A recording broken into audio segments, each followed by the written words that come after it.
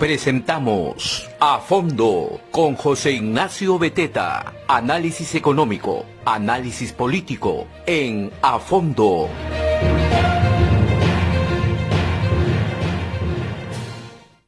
Hola, muy buenos días, ¿cómo están? Soy José Ignacio Beteta, presidente de la Asociación de Contribuyentes del Perú y conductor de A Fondo. Muy buenos días. La noticia de hoy día efectivamente es este desplante que le hiciera el señor Bellido a su ministro, ¿no? al canciller de la República. Y ni siquiera es un desplante por alguna razón particular, porque el ministro Óscar Maurtua de Relaciones Exteriores no ha dicho absolutamente nada. Es decir, ha sido el vicecanciller del Ministerio de Relaciones Exteriores quien afirmó, ¿no?, que el Perú no tenía relaciones, ¿no es cierto?, estables, permanentes, con el gobierno de Nicolás Maduro, porque el gobierno de Nicolás Maduro, queridos amigos y amigas, no lo normalicen, no se olviden de esto, no se confundan, es un gobierno dictatorial, es una dictadura. ¿Por qué es una dictadura? Las elecciones vienen con trafa, ha cambiado la constitución para reelegirse varias veces, es un gobierno que viola derechos humanos, asesina gente, encarcela gente, es un gobierno además que ha empobrecido a Venezuela. Hoy Venezuela tiene 90% de pobreza, por eso es que en el Perú hay 1 millón de venezolanos aproximadamente que están pasándola mejor aquí que en su país, aunque aquí también estamos medio mal, acá están mejor. El vicecanciller dice eso, dice, oye, Venezuela es una dictadura, el Perú no tiene relaciones convencionales, normales con Venezuela, con el dictador Maduro, y esa misma noche, el señor Bellido, como si estuviera pues, en la plaza, en un mercado, ¿no?, en la cantina del pueblo, ahí hablando con la gente, sale en Twitter, esta red social, que ustedes saben que es una red social muy política, muy, muy violenta también a veces, sale y dice: el señor Pedro Castillo, el presidente, se ha reunido con Maduro para ver el problema migratorio de los venezolanos, ¿no? Y nosotros tenemos una relación pues estable, buena con Venezuela.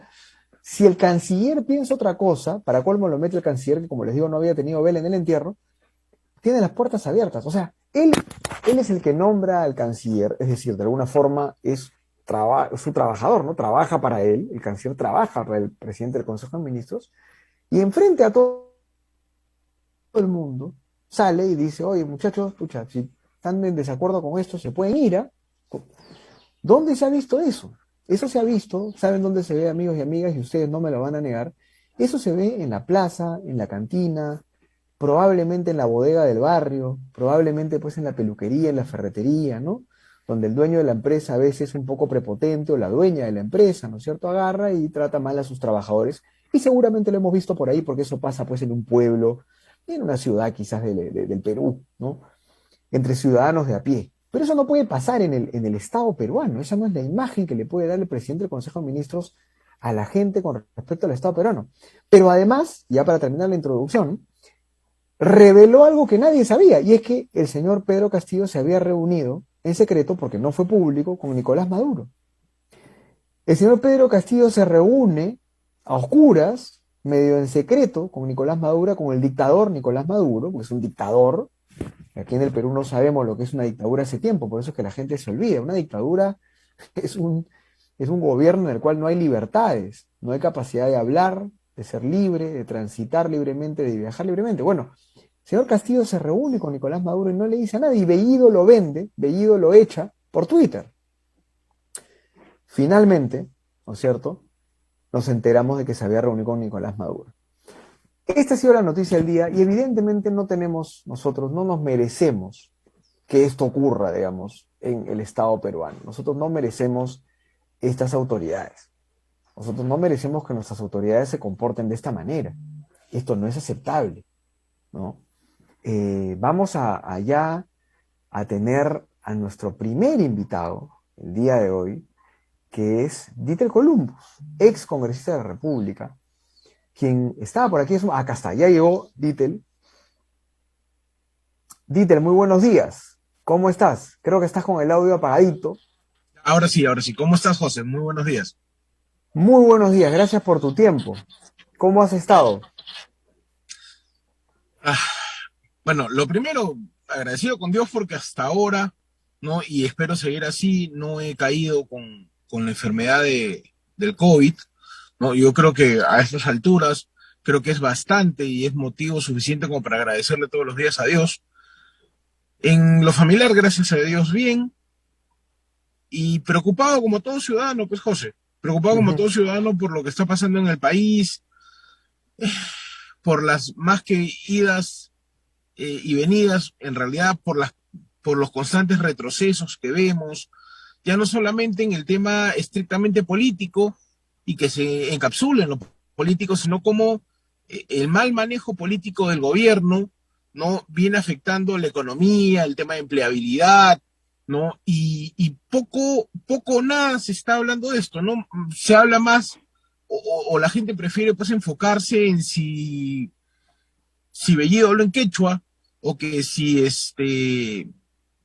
o que si el señor Castillo no usó un atuendo, digamos, inapropiado para una cumbre de jefes de Estado, que los temas de protocolo, los temas de etiqueta, no es que no sean importantes, pero ante tanto problema que tenemos, creo que tenemos que tratar de enfocarnos realmente en lo urgente, en las prioridades que tiene y que clama el país, ¿no es así? De acuerdo. Ahora, tú en este momento estás dirigiendo nuevamente el Instituto Peruano de Estudios Gubernamentales y Sociales y has tenido mucha experiencia también previa a tu paso por el Congreso de Gestión Pública. Para nuestra gente, para nuestros oyentes que nos escuchan en verdad en muchas regiones del país, en muchas emisoras locales, este gobierno, independientemente, como tú dices, del quechua o de los protocolos, ¿está gestionando, está gobernando? A ver, en el sentido estricto de gobernar, obviamente que no. Si nos ceñimos al jefe de Estado nada más, ¿no? Creo que ya le ganó incluso al exalcalde Castañeda, al cual recordaremos, se le conocía como el Mudo, ¿no? El jefe de Estado es casi un alma en pena, ¿no? Y me remito a pruebas objetivas, ¿eh? Ya no es un tema de una apreciación política, sino un tema objetivo. El fin de semana se ha hecho conocer un reportaje, creo que lo ha hecho Christopher Acosta, en donde revela pues el tema de cómo se manejan las sesiones del Consejo de Ministros en el país, ¿no? Y la verdad que resulta por lo menos preocupante que el jefe de Estado solamente abra la boca para, creo que para decir pasen un café. O sea, más allá de eso, no se le escucha, no se le siente. Es decir, no hay una cabeza de gobierno, no hay un jefe de Estado. Eso preocupa. Preocupa que, por ejemplo, tengamos un premier que le enmiende la plana al canciller, ¿no? Para poder quedar bien, ¿no? Con un violador de derechos humanos, como lo es Nicolás Maduro, ¿no? Lo cual ya te pinta pues de cuerpo entero y ratifica lo que muchos hemos venido diciendo. Eh, este es un partido que ha llegado al gobierno, que tiene fuertes vínculos con el chavismo y que su visión comunistoide, ¿no?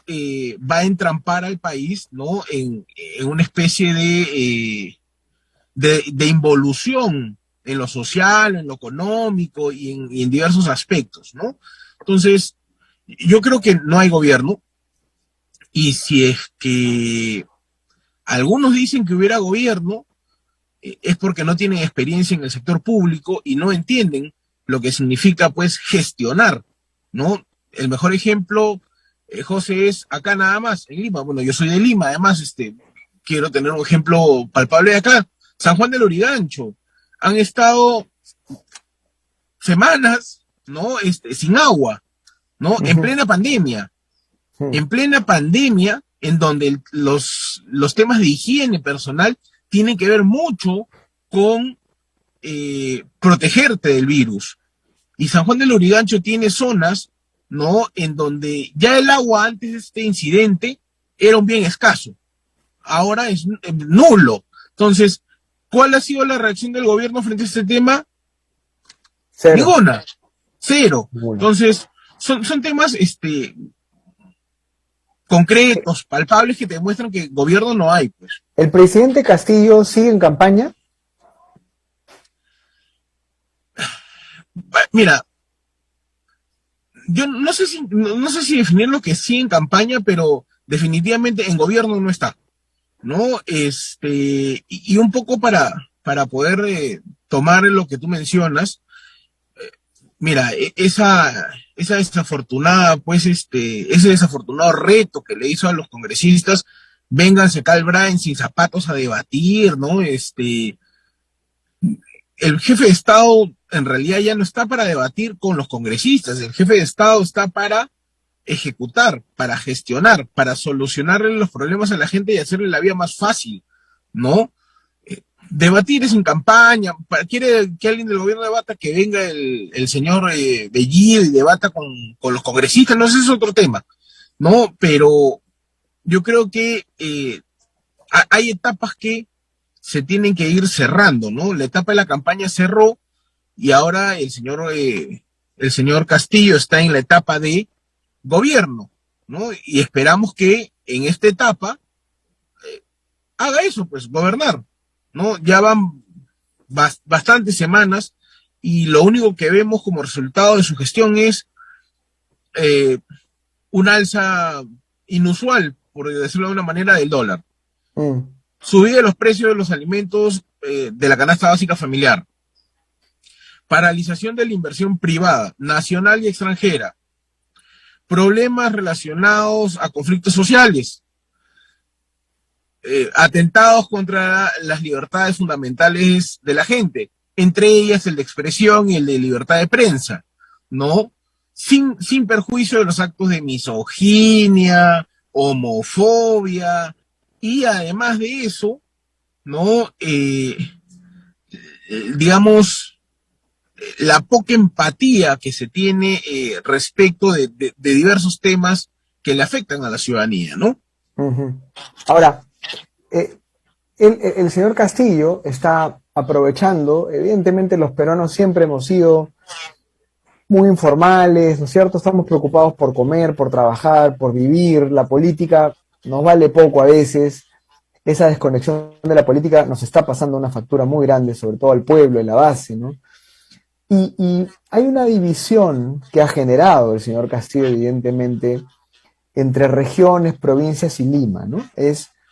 En Lima me odian, en Lima están los poderes económicos, en Lima no sé qué cosa, pero las regiones, digamos, escuchan esto y empiezan a confiar en Castillo. La desaprobación de Castillo en provincias no llega al 35%, y en Lima ya pasó el 65%, o sea, hay una desconexión ahí entre regiones y Lima metropolitana, vamos a llamarlo así, Lima urbana. ¿Cómo, desde tu experiencia obviamente como político, ¿no?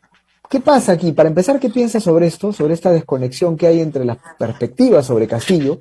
Y segundo, ¿cómo se podría alinear este tema? Porque es evidente que hay muchos problemas en el gobierno en los primeros 60 días y esto nos va a pasar la factura cada vez más.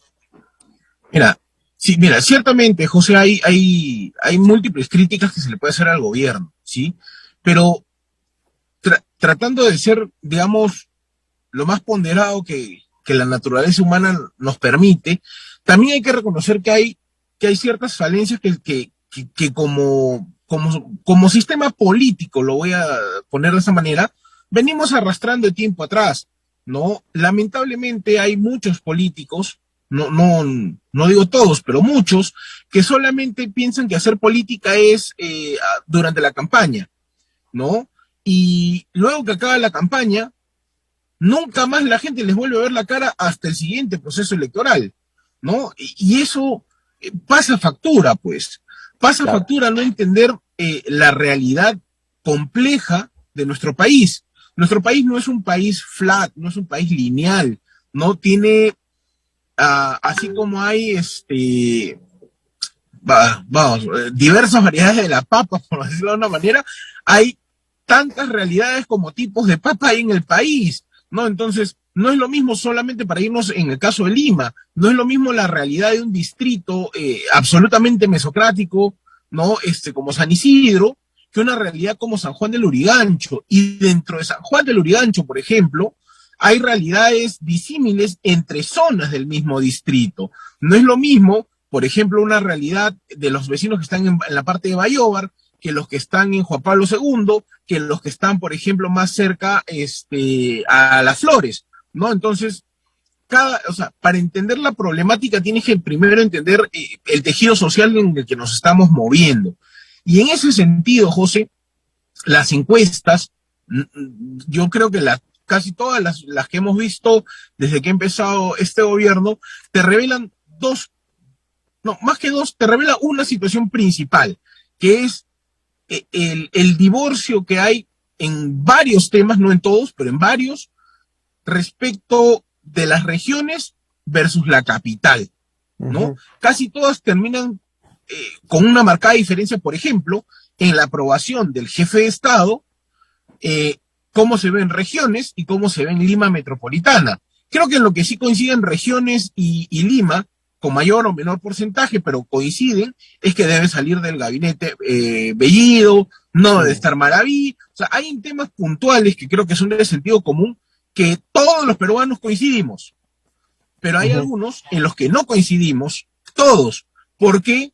Porque las necesidades postergadas de la gente durante tanto tiempo, José, lo que han hecho es, digamos, alimentar cierta frustración por parte de los más vulnerables, de los que menos tienen, y han encontrado, creo yo, me puedo equivocar obviamente, pero creo que han encontrado en Castillo una figura, digamos, reivindicativa, ¿no? De esas necesidades postergadas. Esto me recuerda mucho a lo que pasó con Toledo en el año 2000, ¿no? Con matices diferentes, pero digamos que creo que es algo parecido desde la perspectiva de la identificación, de la empatía del ciudadano con la autoridad. Y eso, creo que más allá de las posiciones políticas que todos podemos tener, es algo que se tiene que leer con sumo cuidado por parte de los que ejercen o hacen política y ejercen autoridad además, ¿no? Porque solamente decir está mal, no, que el sombrero y cosas así es una tontería. Por ejemplo, yo recuerdo mucho, y con pena, la verdad, ¿no? De personas ilustradas, ¿no? Que se burlaron de Castillo cuando Castillo en su discurso del 28 de julio habló de la siembra y cosecha de agua, ¿no? Y leía pues en Twitter, que tú mencionaste, es una red muy política, cómo se burlaban del tema de sembrar y cosechar agua, ¿no? Y en ese momento yo decía, pero caramba, o sea, lo que pasa es de que quizá para Lima, ¿no? El decir sembrar y cosechar agua puede sonar una tontería, pero para la gente del mundo agrario, para la gente de regiones, el proceso de siembra y cosecha de agua es algo importantísimo, sobre todo cuando tienes problemas de estrés hídrico, ¿no? Entonces, a veces el desconocimiento de muchas cosas, sobre todo de las cosas de temas que sirven a los ciudadanos, a nuestros compatriotas que viven en regiones, ¿no? Nos hace a veces ser medio malosos, pues, para nuestros comentarios. Ya no lo voy a definir de otra manera. Claro, no, la burla es lo peor que puede pasar, ¿no? Sí, y lo único que hacemos es simplemente terminar, ¿no? Terminar fortaleciendo la imagen de alguien que la está embarrando en el gobierno, ¿no? ¿Por qué? Porque la gente de regiones que sí sabe el tema dice, pero ¿cómo se pueden burlar de eso si de eso nosotros vivimos? Entonces, al atacar a Castillo sin razones y solamente por atacarlo, lo que hacen es victimizarlo con gente de regiones y fortalecer su imagen. Entonces, ahora, una última pregunta y para no quitarte más tiempo, pero muy importante, para mí quizás es la más importante. Tú has sido congresista y te la pongo difícil, digamos. Este Congreso está haciendo el juego a Castillo, le está siguiendo la agenda. ¿En qué momento se va a poner más fuerte? No puede ponerse fuerte porque no es popular. Rápidamente, ¿cuál es la estrategia que debe seguir este Congreso? Porque finalmente es el único poder que no lo está haciendo y podría ponerle un poco el pare a este gabinete, pues digamos que está demasiado improvisado y que no está haciendo nada, ¿no? ¿Cómo la ves por ahí? Ya, a ver, vamos por partes, ¿no? Tú me has dicho si el Congreso le está siguiendo la agenda a Castillo. Yo te digo que eso es imposible, porque para empezar, Castillo tendría que tener una agenda y no la tiene, ¿no? Entonces, no, no podría decir que el Congreso le está siguiendo la agenda a Castillo porque no hay agenda, ¿no? Es un Congreso que está fraccionado porque hay una atomización de fuerzas políticas. Han empezado, yo creo que quizás el término sería, están tratando todavía de entenderse entre ellos y cohesionarse, ¿no? Bueno, para nadie es un secreto, yo soy militante y he sido congresista de Fuerza Popular. Mi partido tiene una representación de 24 congresistas, ¿no? En el actual Congreso, y se está haciendo un trabajo de fiscalización bastante intenso, pero no solamente es un tema de fiscalización, ¿no? Yo creo que tiene mucho que ver con el hecho de que a veces, ¿no?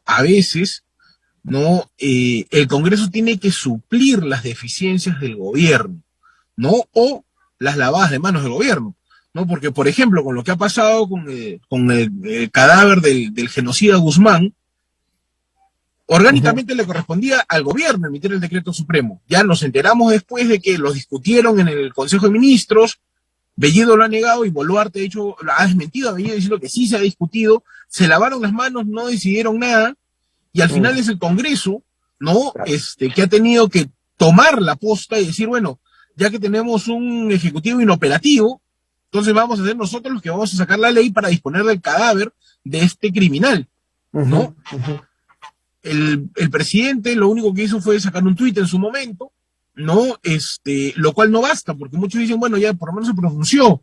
No basta porque en un país tan complejo como el nuestro, donde no hay conectividad, ¿no? Y en donde justamente en regiones no usan Twitter, ¿no? Entonces, lo que hubiese sido importante era un mensaje a la nación, Sí, ¿no? sí. Eso fue un saludo a la bandera. La posición política del gobierno, pero bueno, prefirieron quedarse callados, se lavaron las manos, se ponen de costado, la bancada de gobierno votó en contra, los aliados del gobierno se abstuvieron, ¿no? Entonces, en esa línea el Congreso tuvo que tomar la posta, y yo creo que por más que algunos han criticado que pisaron el palito, que asumieron la responsabilidad del gobierno, pero por lo menos han tomado una decisión para zanjar un problema, ¿no? Que tiene el país, que es disponer del cadáver de un criminal, porque no es posible de que se permita, pues, de que se le haga un mausoleo y esto sea, pues, una especie de centro de peregrinación. Yo creo que mal usado el término, pero bueno, ya, ¿ok?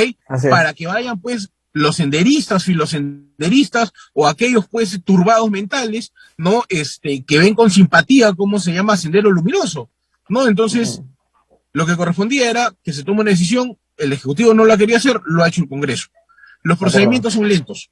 O sea, yo te lo digo ya por experiencia personal, no ponerse de acuerdo con 130 personas, bueno, en este caso con 90 más o menos, descontando pues a la bancada de gobierno y a Juntos por el Perú, que son parte de la misma armazón, claro. ¿No? Es difícil, a veces generar consenso dentro de una misma bancada también es complicado porque hay diversas posiciones o visiones que, si bien es cierto, pueden converger en un punto final, digamos que las formas pueden diferir.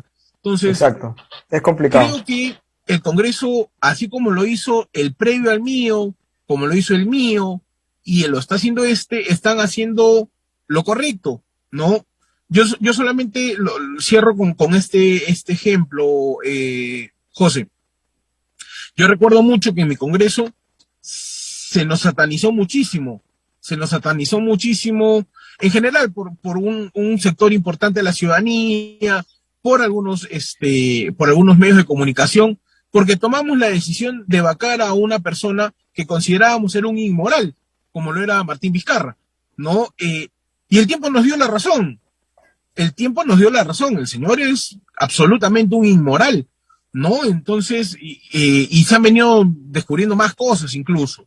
Entonces, yo creo que en política no necesariamente hacer las cosas con prisa te dan el mejor resultado, ¿no? Yo creo que en política se debe hacer las cosas con cabeza fría, ¿no?